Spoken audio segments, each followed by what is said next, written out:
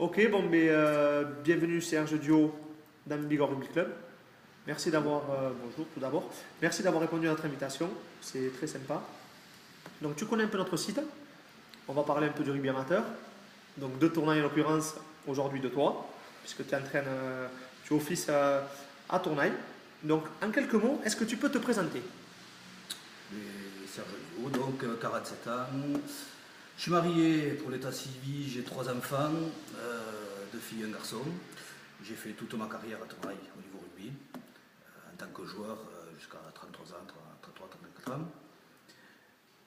Et ensuite j'ai commencé l'entraînement assez tôt, à 23 ans, au niveau école de rugby, avec les gosses. Je suis rapidement monté avec les cadets et les juniors, parce que je cherche pas mal la compétition, j'ai besoin de ce côté entraîneur plus qu'éducateur. Et après j'ai commencé quand j'ai arrêté le côté joueur, de suite après, à 34 ans, j'ai commencé à entraîner les juniors. Et après j'ai fait des coupures, je suis revenu, je suis parti, toujours à Tournaille. Toujours à Tournaille, ça c'est important. Par contre, une petite info, toi tu étais demi de mêlée. Tu jouais demi de mêlée à Tournaille, parce qu'on le voit souvent, ça, les demi de mêlée entraînent beaucoup. Entraîne pas, ouais. Ils ont plus de facilité que les piliers ou les secondes pas. On n'a rien contre les secondes lignes et les piliers. Le poste est pour beaucoup, je pense. C'est vrai, ils ont. Justement, alors toi, tu as connu, comme tu nous as dit, tu as entraîné depuis un petit moment, tu as connu tous les grades, donc l'école de rugby, les jeunes, les seniors maintenant. Tu as eu avant des entraîneurs. Comment tu vois cette évolution dans le rôle d'entraîneur? L'évolution, elle est surtout liée à l'évolution de la société pour moi. La société a évolué, le rugby a évolué par rapport aux nouvelles règles qui ont été mises en place, tout ça qui est mis en place. Donc notre rôle en tant qu'entraîneur a aussi évolué. Les moyens de communication ont changé, tout a changé. Donc on est obligé de s'adapter à ça. Maintenant, dès qu'on a un message à faire passer, quelque chose à dire, on sait que de suite ça va être retransmis.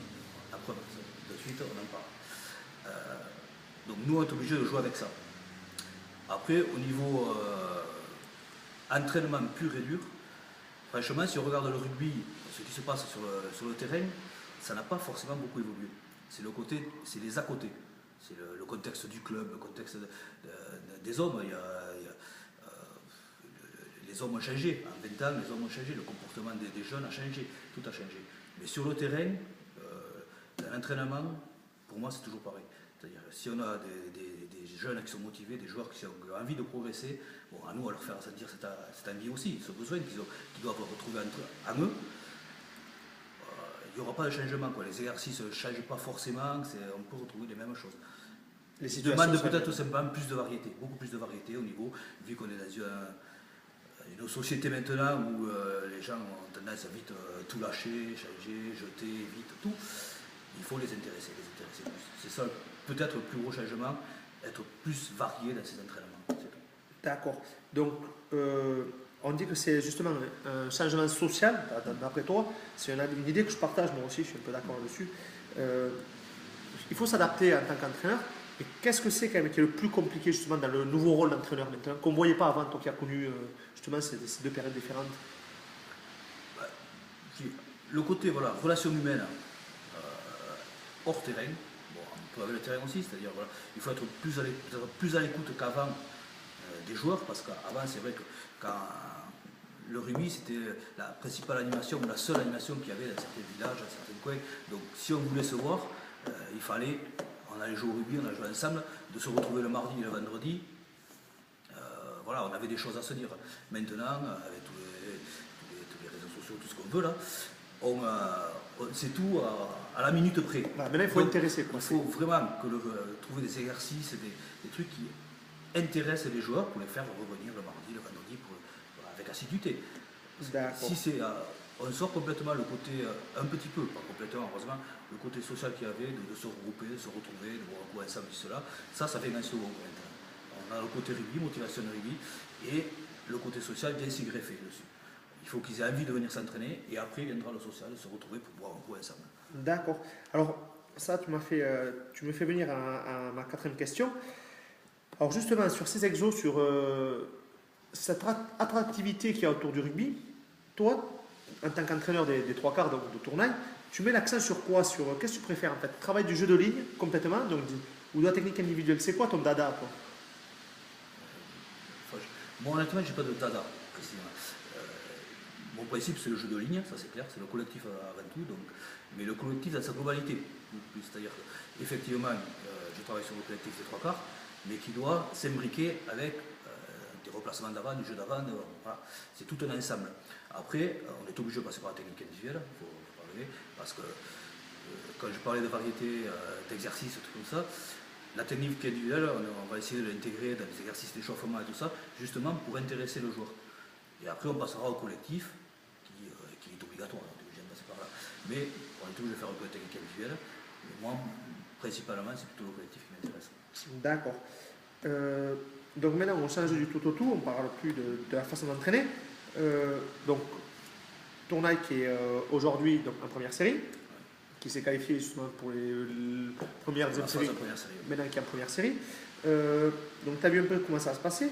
Tu es là depuis quelques années. Comment tu vois justement le regard, enfin, ton regard à toi sur le niveau des séries? Tu le vois comment évoluer ce niveau des séries? Ici, il est très hétérogène, malheureusement. On a une honneur qui est déjà honneur, promotion, honneur. Il y a, on va dire, 5-6 clubs qui sont entre guillemets au-dessus du niveau, c'est-à-dire qui dominent pas mal l'honneur.